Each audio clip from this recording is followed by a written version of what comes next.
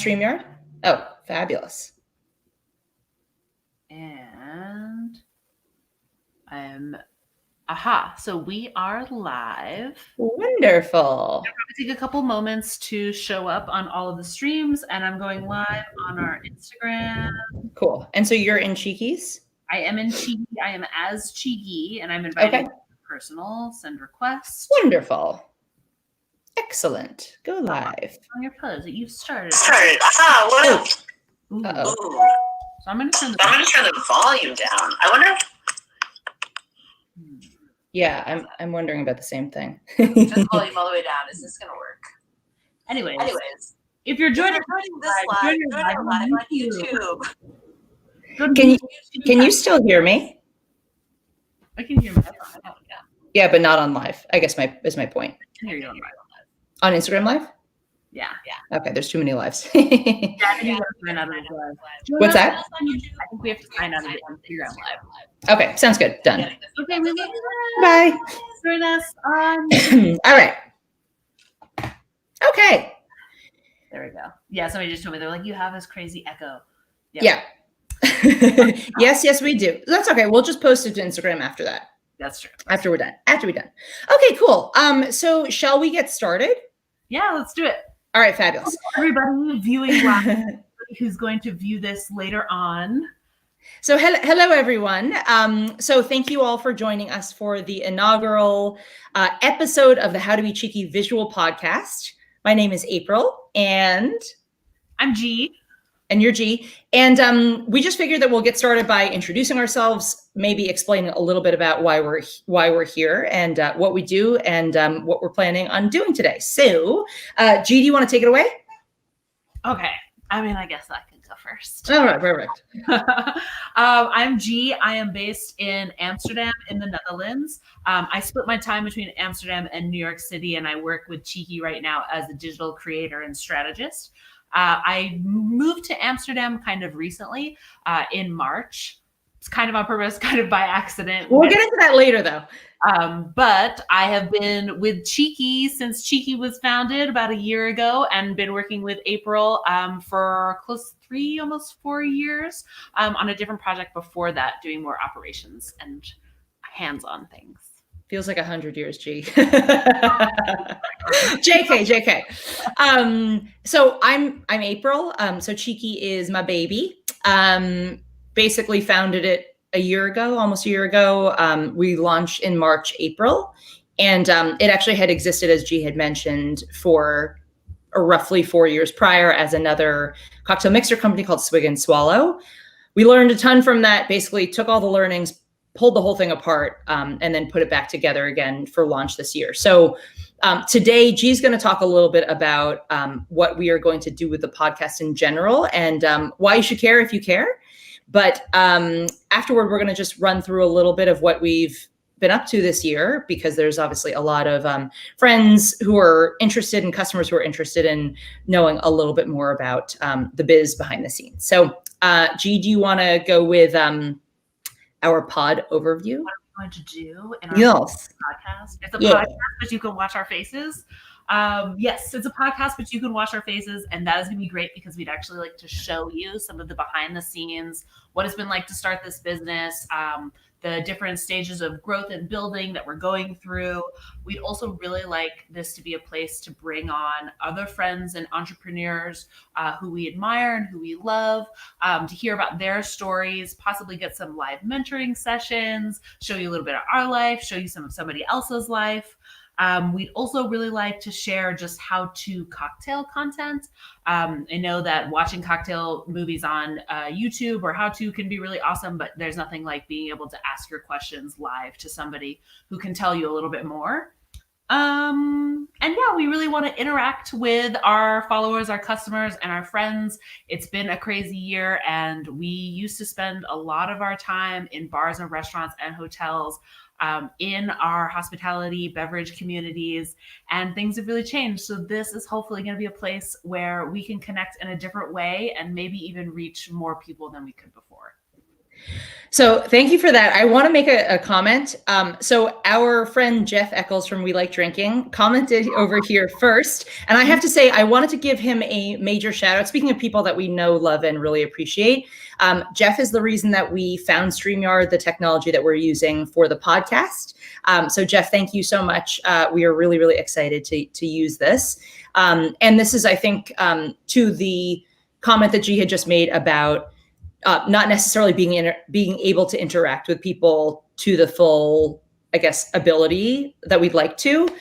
This is one of those things with I think with brands or business building in general, is sometimes you're just so busy doing this stuff that there's not the perfect opportunity to kind of have organic conversations with everyone that you want to. So I'm really excited about that piece of it personally. And thanks, Jeff, seeing your comment over here. Yes, thank you so much. Feel free to comment on YouTube, on Facebook, on the StreamYard link. We can see them live. So. Yes. Yeah. Sweet. Okay. So G, do we want to do the good news report next, or do we want to jump into biz stuff? I'm down to do good news report. Okay, cool. So wait, because it's silly. Okay, so we should mention this too. So we all know that there's some crazy shit going on in the world right now, and it's actually it's particularly difficult to find just little bits of happiness or positivity. And so we wanted to hold space every week when we do these. We wanted to hold space for something good that we just thought was worthy of discussion. Normally, both of us would be sharing them. However, G is holding it down today. So G, I turned over to you. And sometimes they might be real news. Sometimes they might just be cute videos. What I really wanted to show was this TikTok video where apparently you can get a free ice cream cone at a McDonald's in China if you say baby in Chinese. I don't know if it was true, but I was let's maybe leave that for another time and give them real good news. So here's the good news report.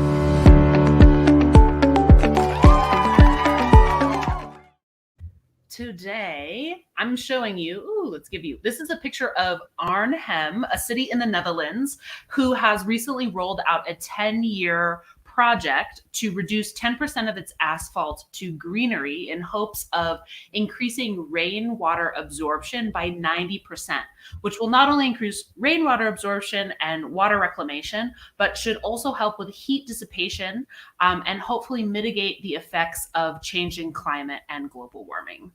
And look how cute. Oh my God. So cute. There. It's magical. So cute. So where did you find this, G, and why did you decide to share this? I found this because I was looking up, because I live in the Netherlands now, I mean, there's a lot of news that is in Dutch that I cannot consume perfectly. My Dutch is not that great. But this news article did come up in English, and that was amazing. And I've also just been looking at, I have not been able to explore the Netherlands since I have moved here in March, because obviously shelter in place is in effect. I wonder if I can bring us back into it. We don't need to be. Yeah. Goodbye. Hello, our face. There we go. Oh. And so I've just been fantasizing about the different places that I would have loved to be visiting in this time, and all the different ways that I could be learning through traveling. And one of the greatest fields of study that is really big in the Netherlands is sustainability, is sustainable agricultural and architecture. And I think that is going to play a really big role in hospitality going forward when we come out of shelter in place. So something I just kind of keep my eyes on. Yeah, for sure. Did you actually, this is a little bit of a sidebar, but have you seen any of the Eco Spirits, Eco Totes? No. Okay. So I had interviewed, so for anyone who has not been following our every move, I have been hosting a podcast called the Movers and Shakers podcast, and on people and ideas that are changing the beverage landscape. I've been hosting it for the past several years, and it's much more, it's a very focused on beverage entrepreneurs. And so one of the guests that I had on in the past year, his name is Paul Gaby, and he runs Proof & Company across Asia Pacific. So they have a consultancy. They run some of the top bars in Asia Pacific. They have a distribution company, and they recently launched this technology called, it's a company called Eco Spirits. And then within that, it's this Eco Tote.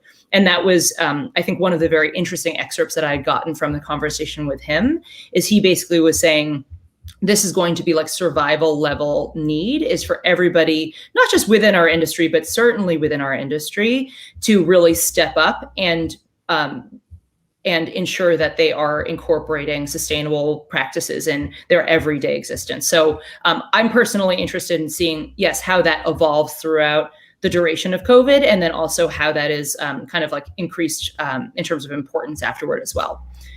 Yeah, I would love to return to this topic. I don't want to derail us, but I can talk about this for like multiple episodes on. So I will let you move us into our next section. Okay, cool. Well, I guess for that purpose, like a TikTok video is probably easier to try to like turn on and turn off. But again, I think like this is important stuff. And like, you know, I think just because we're like casual and having fun doesn't mean that we shouldn't be able to speak about that too. So I appreciate you sharing it. Oh. Yeah. Okay. So next, I guess, is we're just going to jump into a little bit of the narrative about what happened this year. You know, I think most of us feel in some regard that, you know, this year it went by in a flash, and some of us feel like it was like 100 years all, you know, crushed into one.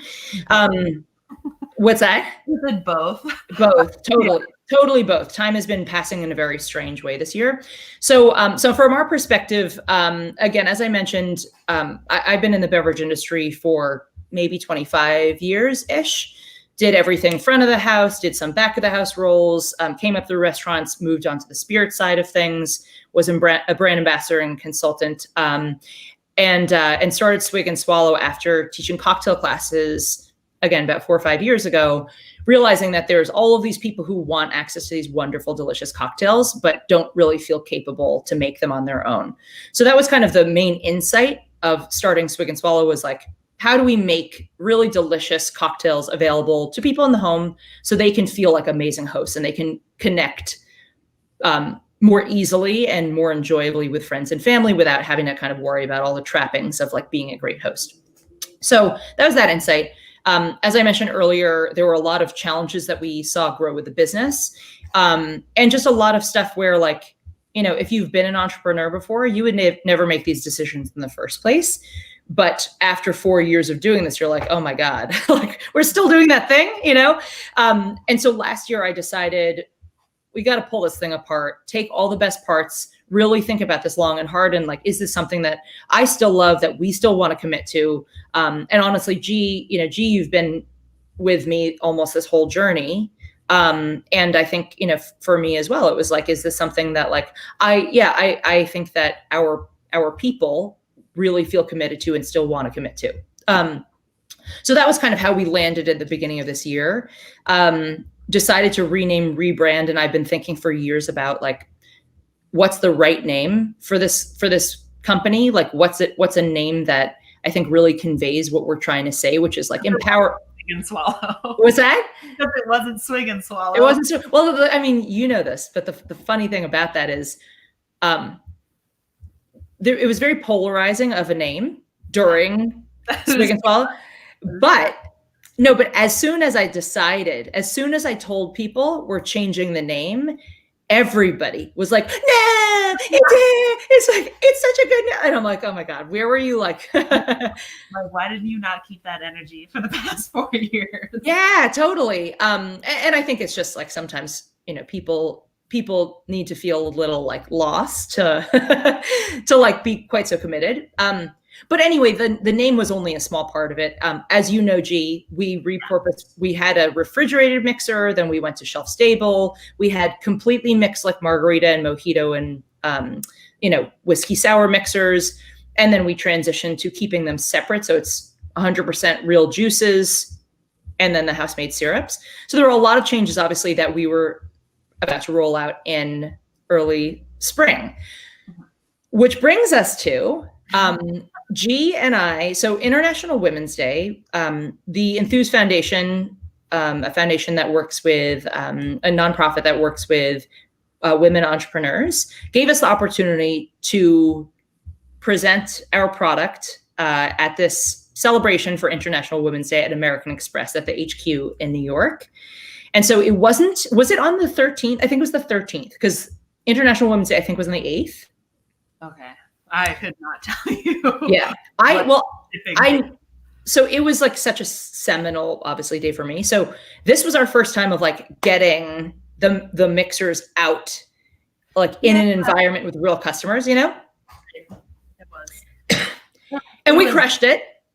Insane. Yeah. It was not only the first event, it was, I feel like so much about that day is so blurred for me because all I remember is just being like, peeking around the corner edge of seeing the first person in front of me and just seeing like a line, and not like a single file, but like a crowd of people as far as I could all the way to the back of the auditorium, and just being like, how many times are we going to turn over the entire volume of what, like 250 people? Okay, no. So a little bit of backstory about this. So this was like this was an employee only, I believe, employee only celebration. 400 people were supposed to show up and 2,000 showed up. This was the initial plan. The initial plan for Cheeky was we were going to do large format, mix and match. What's that? 2,000 showed up. Yeah, 2,000 showed up. So the initial plan was we were going to launch a large format. So 375 milliliter juices and syrups. You take your favorite spirit, basically a full bottle, 750 or a liter, mix it with one syrup and one juice, and it yields 15 to 20 cocktails. So this was like a high volume. We're executing this at volume scenario. And long story short is it was incredibly busy. The product went perfectly. People loved it. It was awesome. So great launch. And then G says, everything bad in my life happens in March, so I'm going to go on vacation. And then if you want to take it from here. Which, I mean, sounds so ominous, but I mean, that's just like a personal history thing. I've just found that like there's a Mercury retrograde. It's like this weird moment of, is it spring? Is it still winter? It's raining. It's still pretty cold. I'm confused, but like, and as a bartender, I mean, that's usually the first kind of break pop to be like, I worked all the holidays. I like paid my dues. I like saved all my money. I went nowhere. I saw none of my family. I'm leaving. Like, I'm out. Goodbye. And nobody can tell you anything after you've done the holiday season. You're just like, okay, bye. So, and you know, I usually just like leave in March, and I generally tell people that because it isn't a holiday time, and they're like, so why are you leaving in the middle of March? And I'm like, it's just the time that I leave town, I go somewhere. And so me and my partner, we had booked a flight to Greece for like 10 days. And I remember the night before the flight calling my sister, who's a doctor in San Francisco, and being like, hey, so this like COVID thing's like, they might not let people fly. And she was like, yeah, they might not let people fly. And I was like, oh, but like, I'm not canceling. Like, I'm flying tonight. I mean, we had no concept, like zero. And I was like, should I get a mask? And she was like, yeah, you can have a mask, but like, honestly, you know, you probably, you know, it was like unclear. She was like, I guess you could, but like maybe not. And well, can I interrupt for a second? I forgot to mention earlier that night where we were doing that, the Amex event, they had already started passing out like rubber gloves. I remember the event organizers were like, they were like, you know, just to be safe, like, we really don't know if this is a thing, but like, just to be safe, can you guys wear these? And we were all kind of like, yeah, no problem. But we all were a little bit rolling up our eyes because we're like, this thing's in China, you know, like what's going to happen? So anyway, there was a glimmer of it. I mean, there was no concept. So I got on the flight and I flew to Greece. I flew into Athens, and then I got another tiny little plane, and I like boop, boop, boop over to a little island. And I was like on the island of Milos, like not totally kind of off the grid. And I'm just like looking at my phone and watching the world like devolve. Yes. And I'm like on a remote beach staring at the Aegean Sea on like white sand rock, like eating sneaky, and I get the news that Donald Trump has closed the border from Europe. Period. And all flights are being canceled. And I'm like 4 flights from home. I'm like, you know, should I just stay here? Do I just stay in Greece? So it ended up that I hopped back and I, you know, hightailed it out of Greece before Greece closed its borders. And I landed back in the Netherlands. My partner was based in the Netherlands. We were long distance at the time. And I basically had 3 flights canceled, and I just got stuck. There was no way to get back. Yeah. The airports were totally jammed. TSA was jammed, and 9 months later, I have permanent residency in the Netherlands. Yeah. So basically what G is saying here is she ditched me. Like, no. I'm out. So, but no. But I mean, again, I did obviously have some. I knew that you were eventually going to be moving there. We knew this was kind of like phase 1 of your transition out. Right. But so to kind of compress the timeline a little bit. So all this stuff happens in March. We have the launch, and then G gets stuck in Europe. So then you were doing a little work for us remotely, and then I mean, definitely for the first several months of the year, I was doing everything in terms of like launching the business. So I actually launched early. Like I wasn't planning on rolling out the whole, all 8 flavors that early, but seeing what was happening with COVID and how all of our, bartender friends all of a sudden didn't have places to work, I decided to trial a bartender affiliate program. And so I had to make product to sort of support that. So basically I was making all the product, meaning like sanitizing and juicing all of the citrus, making all of the syrups by hand. I had done the design for the labels, like hand labeled all of the bottles, like everything, the website, all the packaging, the design of the branded tape, like literally, I mean, I probably didn't see another human for, I don't know, 3-4 months. Okay. With that? I said that probably saved your life, the fact that you didn't see No, totally. So anyway, so all of that said, I don't actually remember the timeline exactly, but again, just for anyone who's curious about how this has evolved, I did get several of our friends who have been in the industry who were interested in, doing some work for us, very part-time. So Jerry, an old friend and colleague who I'd worked with at Swig, was helping us out for a while and figuring out some sort of paid advertising stuff on social. My friend Lee, who's a very experienced food and event person, came in and was actually helping me with some of the legal documentation for food safety with the FDA and Department of Agriculture and things of that nature. Oh, hey, Darnell. And what else? Then I think Keith and Aaron came in, started doing some content part-time, launching the blog and launching some of our Instagram content. And it's been, I don't know, it's been like this really just interesting year of, I think, trying to be like head down, trying to be proactive and hustle, really trying to like trust in what the universe is sort of telling us. So for example, when Andrea, who's our operations and finance manager, when I hired her part-time, and she expressed that she wanted to work full-time. And I was like, listen, I'm really scared. Like, I don't know if the business can support a full-time person. And we had just started selling wholesale, maybe like 3 weeks before. And then it was just, I was at the facility probably until like 2 or 3 a.m. every single day after work, starting at like 8 a.m. And I just was like, this is stupid. Like help is here. Andrea is like amazing. I just have to like believe that this thing is going to work. And we're just going to have to figure things out as this thing evolves. And I mean, true to form, it was an amazing decision. Jackie and Andrea are both super full-time. We now have Casey helping us out with a lot of the production and fulfillment and other ops, other logistics as well. And so that's kind of like brings us to where we are right now. I don't know. Yeah. Not a full year, but like feels very full in many ways. It will be a full year before you know it. It's like right around the corner.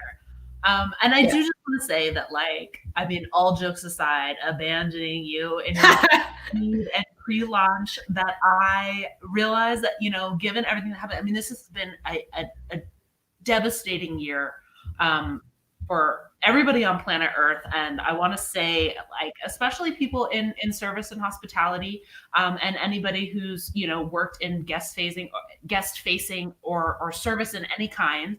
And, something that has been such a hopeful like beacon and model, I think, has been, you, April, like you've really shown that like tough times don't last, but the tough last, and you have, I'm sure it was so brutal and it was so hard to watch from so far away and be like, what am I doing? And then there were so many moments where I was like, I'm so down in the dumps. I got fired from like all 4 bartending jobs. Like, what am I doing with my life? And like, I've really made a momentous creation, that, enables me to be a part of it, in another continent. And like, that is just like, oh, I got shivers. I'm like, ooh, yes, it's awesome. Well, I mean, I think you know this by now. I don't take compliments well. I just get very awkward. So I'm just feeling very awkward. Hey, Sandra. I'm feeling very awkward right now.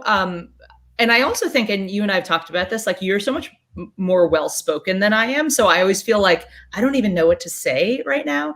But thank you. Thank you. And I think, I don't know, I think it's been like, you've always been like such an incredible collaborator and right-hand person and supporter, and like always willing to get out of your comfort zone, even though you may bitch and moan about it a little bit, then you always rise to the occasion. And I've said to some of our other colleagues, like, I feel like you're the spirit of Cheeky, so cry. So anyway, so it's obviously, it's like a total team effort. And I mean, I think that for me has been like one of the most inspiring and just amazing moments or elements of this year. And I am getting a little bit teary.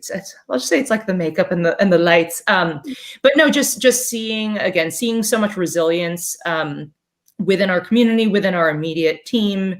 And I don't know, I also think that there's a lot of people where this has been absolutely devastating, and all one can do is get up and try to survive. For people who have, some security, whether it be food security, homes where they're, not in danger of eviction, things like that. I think that there's a lot of opportunity, right? I mean, I think there's a lot of opportunity in every crisis and every disruption. It's a moment where you can really look within and say, how can I rise above the situation? And so for me, and again, I don't know what sort of like deep-seated thing has kind of led us here, but I find that I'm at my very best in a crisis. And I find that like, if you just keep your wits about you, amazing things can happen. And you have to keep the hope and optimism, because obviously without that, there's no possibility of sort of staying afloat. Anyway. Yeah. I just got to say that there was a brief moment where you were talking when I don't know if you've seen Game of Thrones, but I like pictured Littlefinger being like, chaos is a ladder. Yeah.